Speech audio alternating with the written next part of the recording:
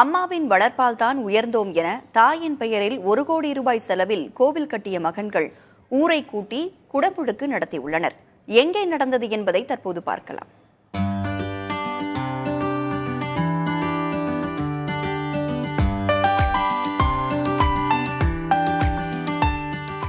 சிவகங்கை மாவட்டம் தட்டமங்கலம் அருகே உள்ள வெளியாரி கிராமத்தைச் சேர்ந்தவர்கள் கருப்பையா முத்துக்காளி தம்பதி.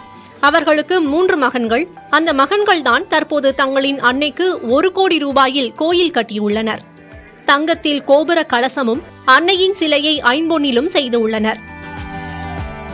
560 கிலோ எடையில் 5 அடி உயரம் கொண்ட ஐம்பொன் சிலையை நிறுவியுள்ள மகன்கள் செண்டை மேளம் முழுங்க குதிரை ஆட்டத்துடன் தடபுடலாக ஊர் உறவுகளை கூட்டி வைத்து குடமுழுக்கு நடத்தியுள்ளனர்.